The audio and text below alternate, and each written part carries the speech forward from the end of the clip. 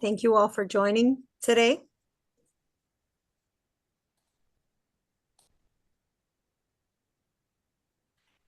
My name is Victoria Lerma, and I'm a research specialist at the FIU Jorge M. Perez Metropolitan Center. Before we begin, I will be doing a brief introduction on the structure of today's webinar. In the first portion of the session, our speakers will share their expertise. And in the second part, they will answer questions from the audience. If you wish to ask questions to our discussants, you can type them in the chat feature on your Zoom window. We will try to get as many questions answered as possible during the last 20 minutes of the webinar. We suggest you have the speaker view option on in order to view the presentation properly. You may also want to keep your video turned off, which we have automatically turned off, as well as we have muted all of our guests other than the participants. The webinar is being recorded, and we will send the recording and slides to the people that have RSVP'd in the upcoming days. Before I introduce the speakers, I would like to say a few words about our center. The FIU Jorge M. Perez Metropolitan Center was founded in 1997 and is an applied research institute that provides policy solutions to public, private, and nonprofit organizations in South Florida. Our staff combines skills and experience in various areas of research and practice, including strategic planning, demographic and survey research, and housing and economic development. Our speakers are Dr. Howard Frank. He is our director and a professor of public administration.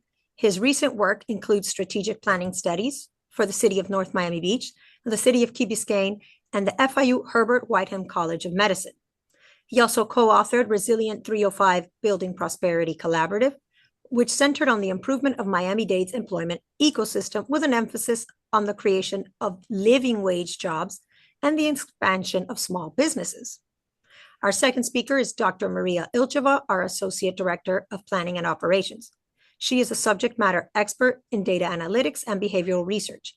Her recent work includes the Press Forward South Florida initiative, which seeks to strengthen local newsrooms by understanding what news matters to South Florida residents, the City of North Miami Northwest 7th Avenue study that delineates redevelopment strategies for the Northwest 7th Avenue corridor, the Miami-Dade Community Action and Human Services Department Comprehensive Needs Assessment, and the Immigration Impact Study, a survey that measures the impact of immigration policies on Miami-Dade businesses. She also leads our center's Census Information Center. Our third speaker is Dr. Ned Murray, AICP. He is our Associate Director and an expert on urban planning, economic development, and housing market issues. His recent work includes the City of Coral Gables Economic Development Strategic Plan, the 10-year Affordable Housing Demand Report for Palm Beach County, the City of North Miami Beach Economic Development Strategic Plan, Bay County Housing Linkage Fee Nexus Study, the City of Doral Economic Analysis Report, and Broward County's 10-year Affordable Housing Master Plan. And with that, I will transition to our first speaker, our director, Dr. Howard Frank. Okay. Thank you very much. Thank you, Victoria.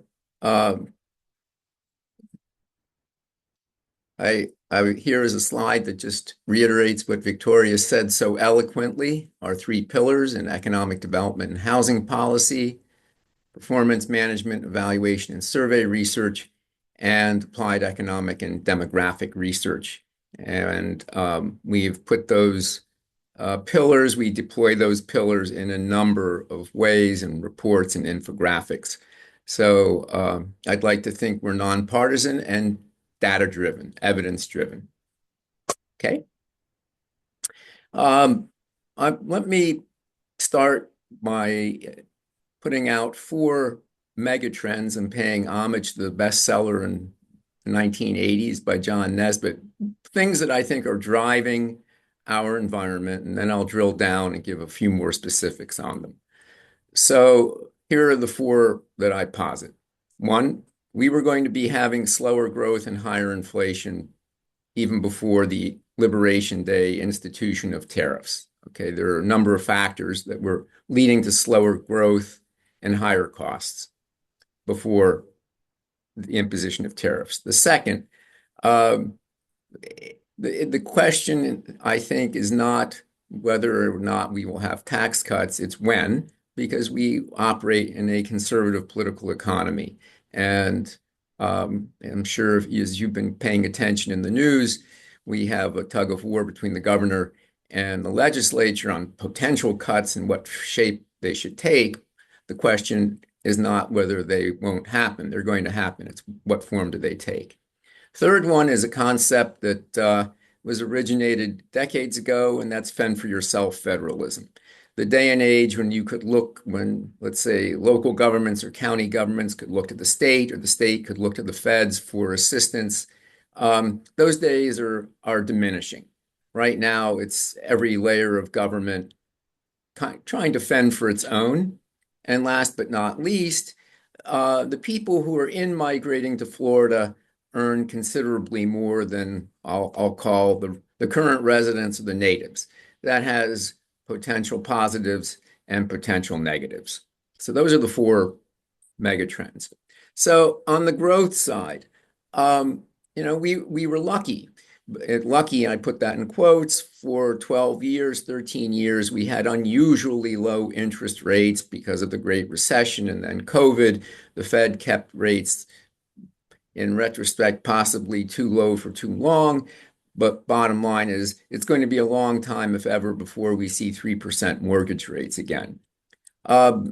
Next was, well, because of a number of trends, some political, some social, some because of national defense, we're getting onshoring or friendshoring. Well, it costs more money to manufacture in the United States than it does in the People's Republic of China or other second or third world countries. We're bringing manufacturing back. Yeah, fine. That might be a good thing, but it probably means higher cost. And last but certainly not least, as we've noted in prior reports, America's birth rate and its labor force participation are declining. There's just fewer workers in the labor force. That points to higher wages, which could be a good thing, but it's also inflationary. Next. Okay, I've been here. This is an observation. I've been here since 1982. I've witnessed 2 homestead exemption increases for the property tax. It was shortly after I got here. It went from 5,000 to 25,000, and then just over 10 years ago, it went from 25,000 to 50,000. Then they instituted portability in 2000, just after the Great Recession, where you can take your protected homestead exemption to another homesteaded property. There have been numerous tax exemptions on the sales tax, including the holidays and so forth, sales tax holidays. When we got a windfall because of internet sales taxation, rather than adding to the coffers, those revenues were used to cut corporate income taxes. And for those of you who have any memory, we actually had a very innovative attempt at taxing services, which are, by the way, the lion's share of the economy, in 1986, and that was repealed in 1987. So the question is not what kind of cuts we're going to get, it's when we will get them. We know that over the last, let's talk about fiscal federalism. Yes, there's been more money from Washington on the health front, but in other sectors, there's been cuts. And by the way, Medicaid is likely to get a very significant cut in coming days and weeks. So even that's probably going to change. And that is going to further hamstring people in Tallahassee because Medicaid is, I believe, 52% federal, 48% or so. It's roughly a little bit tilted towards the feds, but that's going to be cut. So we're going back to, I think, what Ronald Reagan was seeing when he was elected in 1980, that basically a domestic public policy agenda, to the extent there is any, will be coming at the state or local level. It's not going to be coming from Washington. Last but certainly not least, we've had an interesting pattern, and my colleague, Dr. Ilcheva, will comment on this in further detail below, there's a big difference between the people who have been migrating into Florida and the current residents in terms of income. And you can see at the family level, 156,000 for the people moving in versus 96,000 for the people who are here. And this is based on tax returns. You can see on a per capita basis, it's also a very significant difference. And in 2023, we had net in-migration of 126,000 people, which was 637 in and 511,000 out. But again, the in-migrants earn a lot more money. So what are some of the takeaways?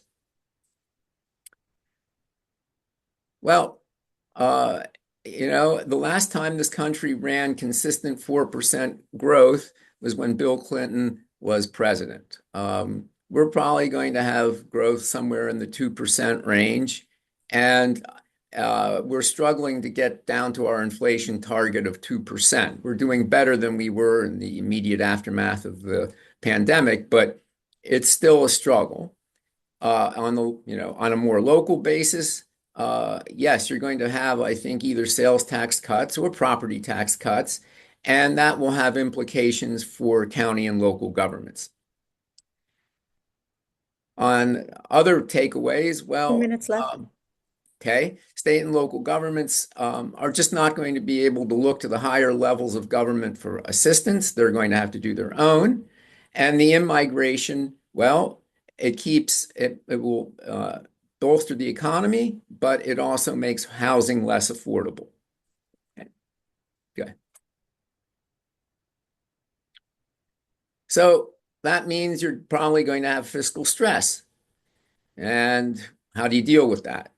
Do you increase taxes? Do you cut services? Do you re-engineer, doing more with less? Or do you increase your economic activity and beef up your tax base? So the first two strategies, not very palatable. The second two, which is things that we can really help the local and county governments with, is how do you re-engineer and how do you develop your economy and prepare for the better times ahead? So that addresses, again, what we can do in many areas. We can train, we can do these studies, we do tailored studies, we design performance metrics. So with that, I'm going to turn over to Dr. Maria Ilcheva, our Associate Director, who's going to elaborate and tie in some of the things that I said. Maria, take it away. Thank you, Dr. Frank. Good morning, everyone. And the purpose of the few slides that I will show you is just to demonstrate a few of the critically important community indicators that will help not just local governments, but community-based organizations and other stakeholders develop appropriate strategies to address the challenges that communities is experiencing and to reflect on the needs with the most appropriate policies and programs. So I'll just give you a sample of some of these and with some reflection on how we have utilized them in various studies. Many of you probably know that we are, as what we call the northern flanks of FIU, we are located in Miramar, and that's why I chose to show you some of the interesting data from this community. And first, we start with the basics. Who are we talking about? What are the community descriptors? We look at age, we look at income, we look at education, and the conclusions we draw really help make the best decisions based on how the community envisions itself in the future and the types of programs that the community needs. So how does this relate to Miramar, for example? Or other communities? Well, in one city where the city of North Miami Beach, many community members who have school-age children said that the quality of schools in the area is a concern. So if a community envisions itself as a family-friendly community, that is important to know for improvement of schools, as well as for the offering of programs and services for families, like after-school programs, summer activities, etc. So monitoring these dynamics helps communities define their labor force as well, not just from the perspective of children, but how big is the working age population, or prime working age, as we call the 25 to 54 age group. In Miramar, for example, there is a slightly higher percentage of residents in that category compared to Broward County. That's your labor force, which in turn might benefit business expansion and could be used for workforce development. Next, we care about how the community is changing. And as Dr. Frank said, one of the driving factors for community change very often is migration. Last month, we released this infographic on migration in South Florida that I'm showing you now. And it demonstrates that the positive net migration was primarily the result of international migration. In other words, each South Florida county had negative domestic migration, meaning more people left the county, the respective county, than moved into it. Dr. Frank mentioned the IRS data. Here I'm showing you the county, Miami-Dade County, but if you recall the numbers, they're very similar to the statewide. The takeaway is the same. The residents who are in the middle income categories, most likely, are moving out, whereas we see the upper income households moving into Miami-Dade County. 99,000 for out migrants versus 176 for those households moving in. That affects, obviously, our communities. Dr. Frank raised the issue, yes, it's good for economic activity overall, but how does it affect the locals or the natives? And housing is one of the most obvious impacts. Housing incomes, when we talk about this topic, Dr. Murray is our leading housing expert. We talk about it in the context of the economy. Housing is unaffordable if the locals or if households cannot make the incomes to pay for their house. So what we have shown in study after study, and especially in the recent years, is the growth or the very high proportion of what we call cost burden households, those paying in excess of 1/3 of their income on housing. Especially for that is especially true for renters across all of our South Florida counties, as well as in Florida and the United States. If you want to read about how that data is being used for practical policy solutions that local governments are using, not just Broward County, but other municipalities in Broward, the housing master plan for Broward County is available online. Another example of how the data is utilized in our work is we're working currently with the North Miami Community Redevelopment Agency, and some of the important information that we're putting into that study helps describe the market area in terms of the education of the residents, in terms of their income, in terms of the types of jobs that they have. How is that data important? If you are aiming to develop a specific business corridor, if you aim to attract specific types of businesses from the perspective of both workforce recruitment as well as sales or the services that these businesses need to provide, that's data that would be important for the community to have to make the best decisions about the type of businesses it needs to attract and the types of services these businesses need to offer. All of this local information obviously needs to be presented within the context of the broader economy. And when we look at these broader economic indicators, we look at which are the industry sectors, what are the leading occupations, how much do they pay, what is happening currently in the job market, how many job postings are there, for what types of positions, and what types of skills do they positions require. The data is very interesting to dig into as we are seeing how businesses are catching up with the changing technology, the changing demand for services or goods that are required by residents. Dr. Murray, in a few minutes, will talk to you about one such emerging trend and how it affects both workforce development as well as economic development and planning for what is to come. I will end with a few takeaways. Understanding the local dynamics of a community obviously is important for governments, as I said, community-based organizations, even service providers on the nonprofit side. It has very practical implications for how the community prioritizes its policies, how government prioritizes its budgets, what budget items need to be covered, how much revenues that community needs to collect in order to address the challenges that are identified by residents. And in many of our studies, we don't just look at the data as it describes the community from the perspective of government and other proprietary sources, but we oftentimes need to go back there, directly to the source, the stakeholders, be it residents, be it businesses. Sometimes it's the service providers that tell us what is happening in the community currently. As of the last month or within the last year, something that most of the data, because of its lag, is not able to tell us. It is all for the purpose of ultimately, as Dr. Frank said, meeting those two criteria, those two most likely strategies that local governments need to rely on.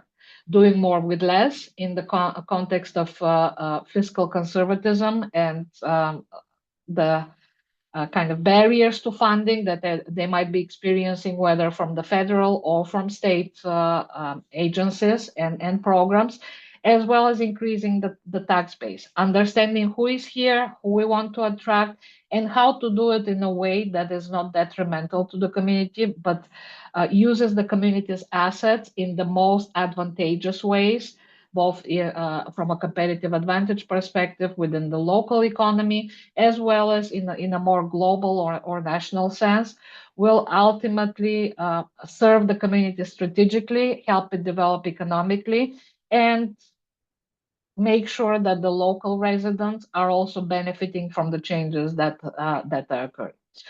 I will end here, and I will pass it on to my colleague, Dr. Ned Murray, who, as you heard, is a housing expert, an economic development expert, but he's also very closely monitoring what is happening in the planning world, in the economic development world. What are the new the changes that might precipitate some more forward thinking, some shift in thinking possibly, and how the issues that are emerging can affect our local planning efforts. Dr. Murray, you have the floor or the microphone. Good morning, everybody. Really glad to see you all today and join in on this conversation. The third thread of today's presentation will be focused on economic development, which is my background, but also obviously an area in which the Metropolitan Center has done a number of studies in recent years. So I will focus on economic development through the lens of generative AI and how that might impact policy and practice in the coming years. I should note that while the Metropolitan's research on generative AI in the context of economic development is more recent, it is part of our logical progression of the Metropolitan Center's research and writings on Industry 4.0, which I think some of you are aware of. Industry 4.0, also known as the Fourth Industrial Revolution, refers to a new phase in the Industrial Revolution characterized by an integration of digital technologies, particularly cyber physical systems, to create more smart, interconnected factories and operations. The ultimate goal of Industry 4.0 is to create tailored, versatile manufacturing solutions by leveraging data-driven insights. There is, by the way, interestingly enough, an emerging Industry 5.0, which is being developed in Europe, which highlights, innovation drivers as transitions to a more sustainable, human-centric and resilient industry. So certainly that has implications for the future of generative AI as well. Generative AI is advancing at an exponential rate. Think about that. ChatGPT was released in November 2022. 4 months later, OpenAI released a new large language model, or LLM, called GPT-4, with markedly improved capabilities. While ChatGPT-4 will revolutionize where generative AI is going, it is just now one of a number of different AI tools that are out there, and there's a lot of competition in that market. Billions of dollars are being put into AI research right now. I always say in economic development, follow the money. And there was surging investment in generative AI, witnessed by the fact that over $200 billion was invested in AI research this past year by businesses. So it's here, and it's being viewed as a competitive strategy. And once a form of investment or technology is viewed as a competitive strategy, it becomes highly used. That's where the investment money is going. We need to be watching that, because that was not the case just a couple of years ago. There was a lot of hype about generative AI, but now we see that money is going in the direction of some real large investments. The impact of AI extends beyond operational efficiencies, though, in industries. For local AI is no longer just a technological advancement. It's becoming the foundation for transforming government services as well. So that's a really important aspect of what we'll be looking at as we go forward. We have smart cities already in place. They've been around for a long, long time. They're part of the older versions of AI. And now we're looking into something much, much more advanced as smart cities become more integrated into generative AI. The most logical progression that is being discussed at this point has to do with the emerging and most promising technology, which is quantum AI, and that's being done right now. A lot of investment going in there right now.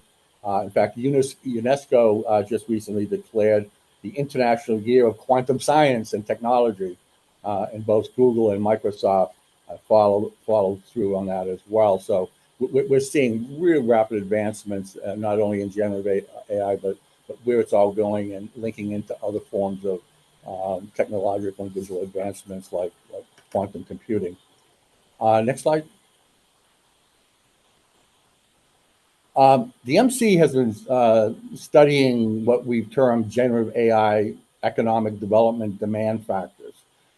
Demand factors include AI product development, technology, that being technology, and of course the dynamics of market development, which I just mentioned. So that's been our focus, is on what are those demand factors, because they will have a transformative impact on regional economic development. And a lot of this is just really coming to fruition right now. And obviously productivity and profit, efficiency, these are the key drivers, once again, of why industries are making these investments. And it's important that we understand that generative AI will have a significant impact across all industry sectors. Banking, high tech, the life sciences among the industries that could have the biggest impact as a percentage of revenues from generative AI, but prospect of artificial intelligence automating administrative tasks and attracting venture capitalists, the whole hum types of professions such as accounting and customer service and property management. This is all happening at once. So there's been a lot of discussion about where AI is going and what industries, but it's really becoming more broadly applied, particularly as we see investments being made, and now we see venture capitalists getting involved in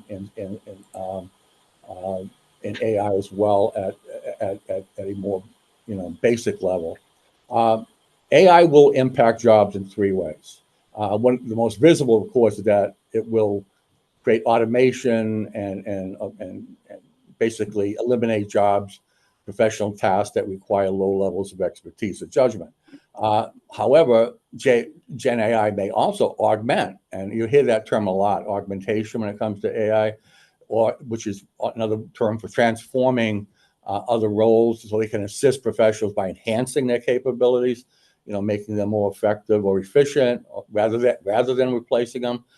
So that's going to be really, really important way of looking at economic development policy and planning going forward, because it's the augmentation aspect of generative AI that holds the most opportunity for economic development. Recent studies have been done, including one from Stanford University, shows that, guess what, Florida is right up there in terms of on the displacement end. They cited Tampa, Miami, and the Jacksonville metropolitan areas as the areas that would potentially lose the most jobs. So displacement is a real concern. That's why this whole notion or understanding of how generative AI can advance economic development practice is really going to be critical. Go ahead. Next slide. So where do we see the opportunities? Well, obviously there's a lot of support for industry clusters or the advanced industries that we may be focused on when we do a study. So generative AI, they can help identify these growth patterns and supply chains and investment opportunities, emerging sectors, obviously the advanced sectors that we study and that we include in all our studies. It'll also, as I mentioned before, contribute to the emergence of Industry 4.0 as the growing paradigm and critical to our understanding of how industries are evolving in this day and age. Ability to better analyze financial and employment data, to identify high potential businesses that could locate here or expand here, and help our agencies, our economic development agencies, focus already on underserved areas and also the upskilling that's going to be required as part of AI. And then the real critical aspect of this, which I'll touch upon again, is the collaborative aspect of it. What we'll be looking at is our case studies of best practice around the country in terms of how this is doing. But every area, every economic geography is going to be a bit different. But fundamentally, it's still going to come down to what industries are we talking about? What are our agencies doing? What are the policies that we have in place? What do we have for support, particularly in terms of our colleges and universities that are critical to generative AI and how we would tap into that and creating that important infrastructure. Next. Okay, so here's the first phase of what we're looking at right now. In all our studies, as I mentioned, we focus in on the advanced industries. We want to see how they're responding, particularly those that are have a critical mass here in South Florida. We've identified them in various studies we've done in Coral Gables and Doral and elsewhere. But we also need to be looking at our core sectors, and particularly healthcare. Healthcare has been more impacted than any other industry in terms of its workforce. The healthcare industry is struggling in this area. So we're already seeing a lot of AI investment in healthcare to be able to address a lot of the shortages that they have and a lot of the issues that they're dealing with. So being one of our core industries, we really need to focus on that. But at the same time, look at some of the others as well. Leisure and hospitality should do okay. Trade, not quite sure. But the bottom line here is that every industry is going to be affected in one way or the other. And the question comes down to, how do we plan for that? How do we begin talking to our industries about what their investment plans are relative to AI? And then one of the most important areas that we're always focused on is upskilling of our workforce, which is going to be absolutely critical to the success of our economic development practice in the day of generative AI and all the advancements that we expect to see. I mean, this is a real opportunity for economic mobility. It's going to have to be done once again through the collaboration that I just mentioned. This is not going to be a traditional workforce development model that's been in place now for decades. This is going to require something much more elevated, and we're beginning to see that in other places of the country. I mentioned smart cities. Well, smart cities have been around for a long, long time, actually going way back to the 1960s. But more and more, we're seeing smart cities, particularly in other countries, not so much here, but we have our smart cities here that are now intertwining with AI, generative AI, to advance the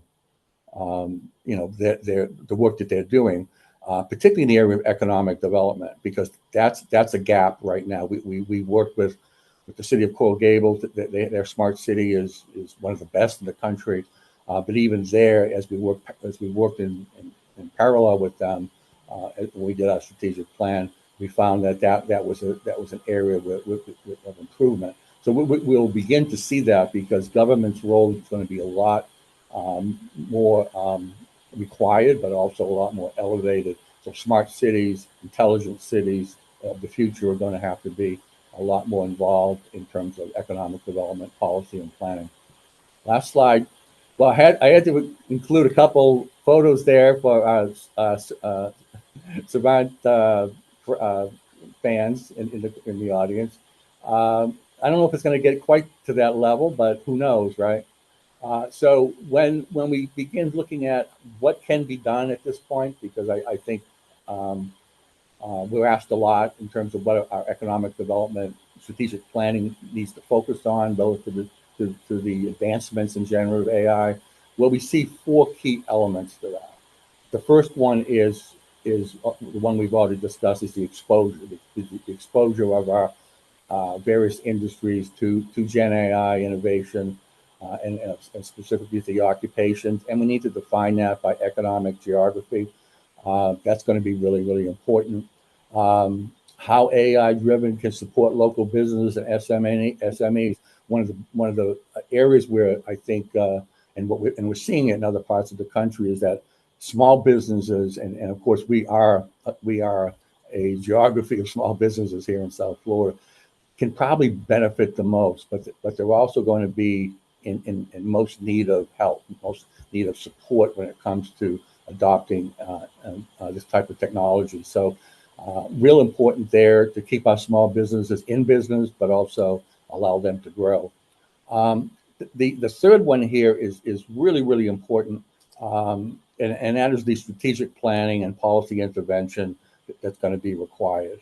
And of course, that includes the reskilling that I mentioned, which is going to be absolutely critical, the ethical aspects of AI governance, and then the proactive support for the business and workers at higher risk of economic disruption. We'd like to think of the opportunities more on the augmentation side, but we can't kid ourselves that there will be displacement, there will be job loss in some sectors, but there will be, where the opportunities for augmentation exist, it'll be because we put economic development practice and policies in place, and the support network, that collaboration that's so required, and what we're seeing in other parts of the country. That's what's going to enable us to be able to make sure that our workers are both upskilled, but they're also kept, are able to keep their jobs down the road. And then, of course, how can it be used? I mentioned Industry 5.0, focused on resiliency and diversification. Well, that's what we'd like to think, how we'd like to think ourselves. We have innovation districts in many of our cities now. Everybody's talking innovation, but we really need to be able to think in terms of what does that mean? What does that mean if you're going to have an innovation district? Let's put these words into practice, but we've got a long way to go there, because it's a term, just like all the other terms we use, including resilience and sustainability, that we use the terms, but we don't really bring it to reality a lot. But here's a real opportunity for South Florida to take the lead on this. We think that we have a lot of the pieces in place. We have the colleges and the universities here. There's a lot of research going on right now on various aspects of of AI and the advancements in AI in terms of generative AI and quantum computing. All these areas are being researched right now through our colleges and universities. But we need to bring in local government. We need to bring in the organizations that would benefit from that, our nonprofits. And we need to bring in our economic development agencies that are going to be critical in terms of implementing this at the local level. It's a big ask, it's a big order, but we are now convinced after a lot of the research we've done over the last few years that we're at that point, and all the evidence suggests, including all the investment activity that I mentioned earlier, suggests that this is real. The hype is over. We are now in the Gen AI reality, and it's time for us to really, take that seriously. So, with that, I'm gonna sum up. I will ask this though, as I sum up and we engage you in a discussion.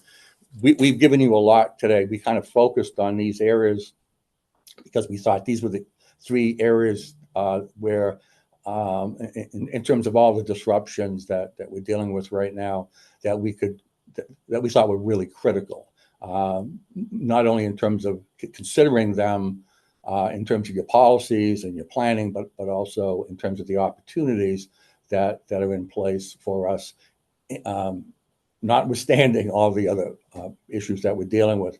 So what we're going to ask you is really, it doesn't even necessarily have to be this morning, but down the road, if there's any topic that we touched upon today or combination of topics that we touched upon today that you'd like to see us follow up, whether it be a webinar, or I think some of you have attended some of our in person, what we call 101s, we're probably at 201s now, as far as, whether it be economic development or municipal strategic planning, whatever it may be. We'd like to hear from you, because we are in a new time right now, and all these points that we raised this morning, all these topics that we got into but weren't able to drill down as much as we'd really like at this time. Please let us know, and we'd be willing to follow up with another webinar, maybe focused on one particular area, or provide some type of training down the road as well. So with that, I open it up, and thank you very much. Thank you, Dr. Murray, Dr. Frank, and Dr. Ilcheva, for your wonderful conversation and interesting topics. I open up the floor to any questions. We've been monitoring the chat. Don't be shy. We're very nice here, so please ask away.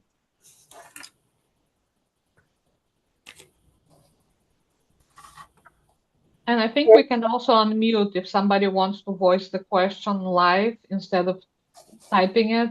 Please let us know. Thank you. Oh, we have a question from Peter England. Let me see here. You are unmuted. Okay. I have a question for Dr. Murray. Dr. Murray, why do you think that a regional approach to economic development is so important, as opposed to, say, isolating an individual, a municipality? Well, good morning, Peter. Glad you could join us. Well, you probably know better than most how important a defined economic geography is. For those of you who don't know, geographies are defined by labor markets. And so we have a very defined labor market here in South Florida, but we also have very defined economic geographies that aren't unnecessarily at a municipal level, certainly not at a municipal level or even a county level. They're at a sub geographical level.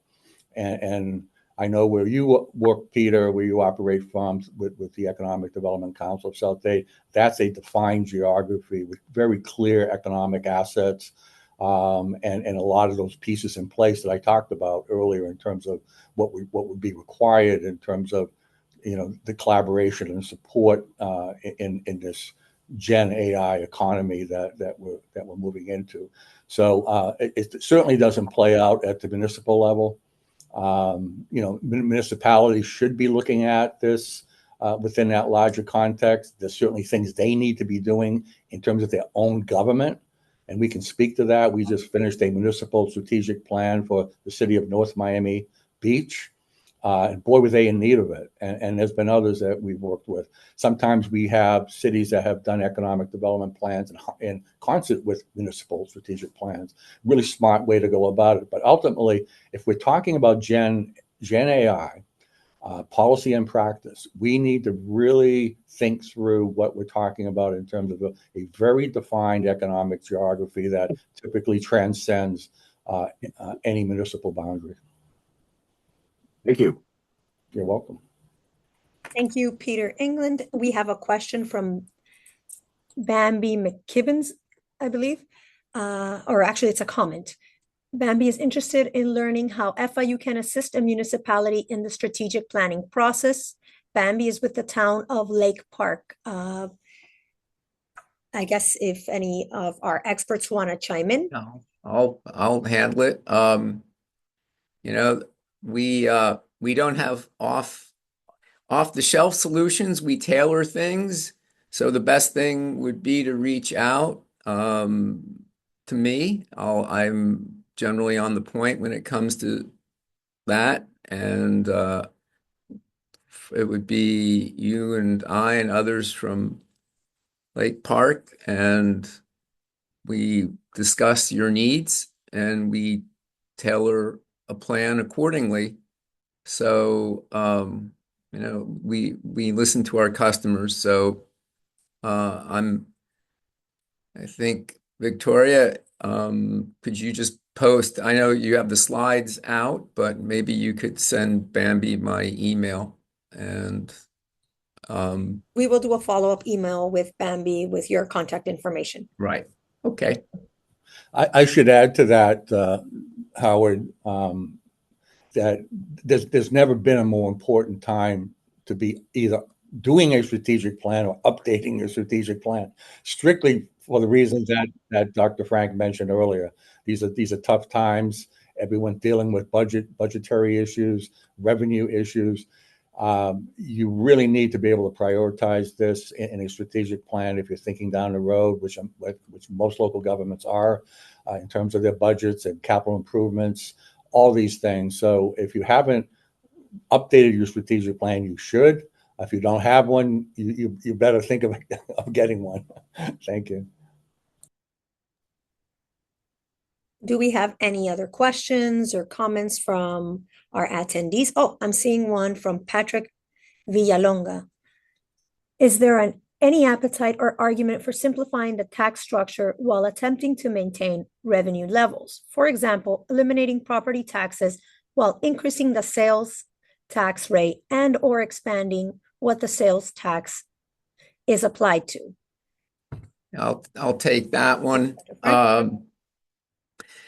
You know, Patrick, the almost 2/3 of the state's general revenue comes from the sales tax. We're the most sales tax dependent state in terms of being a proportion of income.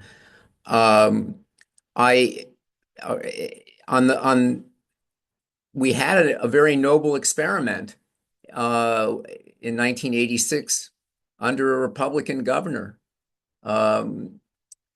We attempted to tax a very limited number of services. You know, if you did a will, got a haircut, certain services were taxed, which would have broadened the base. But after 6 months, advertising was another one. That was done away with. You could argue that was very forward thinking because the economy is much more services based than it is manufacturing and sale of widgets. We tried. It didn't happen. I don't know. Maybe at some point they would think about that. Former state senator and current Secretary of State Marco Rubio proposed cutting the property tax that was going for schools, using sales tax in lieu of the so-called required local effort. So would have basically cut your sales tax devoted to schools in half. And that did not happen. That was shortly after the so-called Great Recession. So, we've tried to expand it to services, didn't work. Maybe at some point they'll come to look at that again, though I think the federal effort at tariffs, which again is on a manufacturing base, may take away. It may take attention away from the fact that we really are much more a services-based economy. I don't think that there will be any serious heavy-duty sales tax cut. I think the bond rating agencies will not like that if Florida makes heavy cuts on that. I think the property tax is much more unpopular. You might see, I could see some more homestead changes. But in terms of trying to have some newfangled structure, I tend to think you'll see incremental changes. That's just one man's opinion. But there are kind of structural limits on how far they can go. I thought it was interesting, the notion of exempting clothing items has come up. When I go and visit my family in New Jersey, I'm kind of reminded, yeah, if you buy clothing, there's no sales tax on clothing. And I believe one state senator would like to exempt clothing priced under, I think, $75. So, if you go and get your 6-pack of underwear, you won't pay on that. But if you buy your Nike Air pair, you're going to pay on that. So we might see some incremental changes. That's my take. But thank you for a good question. Thank you, Dr. Frank and Patrick, for posing the question. Are there other questions, anything that sparks our viewers, listeners' interest?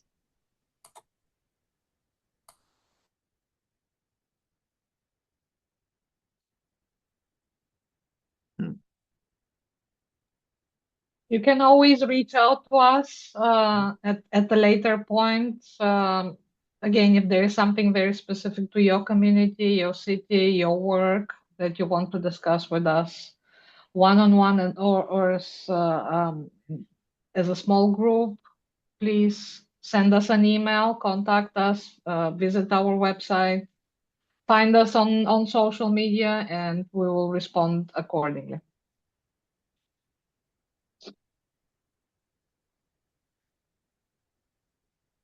If there are no other questions, I think we can express once again our appreciation for everyone who made it to this webinar. We know it's not difficult to break your workday, but we're glad you did. The recording will be available.